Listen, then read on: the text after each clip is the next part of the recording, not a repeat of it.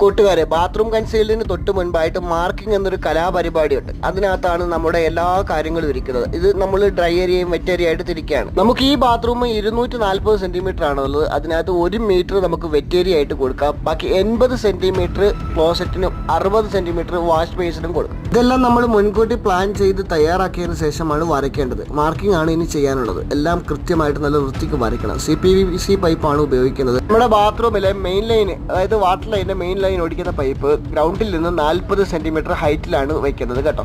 ഇപ്പോൾ പല ഐറ്റംസ് ബാത്റൂമിനകത്ത് വരുന്നത് മിക്കവാറും ഒക്കെ 50 സെന്റിമീറ്ററിലൊക്കെയാണ് ഉള്ളത്. അതുകൊണ്ടാണ് 40 സെന്റിമീറ്റർ ഓടിക്കുന്നത്. നമ്മുടെ ബാത്റൂമിൽ ഹീറ്റർ കൊടുക്കാൻ ഉദ്ദേശിക്കുന്നത് ഷവർ ഏരിയയിൽ തന്നെയാണ് കേട്ടോ. വേറെ ഒരു സ്ഥലത്തേക്ക് പൈപ്പ് കൊണ്ടുപോയി കഴിഞ്ഞാൽ ഇതിൽ ഒരുപാട് ഫിറ്റിംഗ്സ് ഒക്കെ വരുന്നത് കൊണ്ട് പ്രതീക്ഷിക്കാൻ പറ്റത്തില്ല. അതുകൊണ്ട് ആ ഏരിയയിലുള്ള പൈപ്പ് മൊത്തം കൊണ്ടുവന്നിട്ടുണ്ട്. ഒരു ബാത്റൂമിൽ വർക്ക് തുടങ്ങുന്നതിന് മുൻപ് അതിലെങ്ങനെ എന്തൊക്കെ വരണമെന്ന് മുൻകൂട്ടി ഡിസൈഡ് ചെയ്ത് നമ്മുടെ മനസ്സിലേക്ക് ആ ഇമേജ് കൊണ്ടുവരുന്നത് നന്നായിരിക്കും.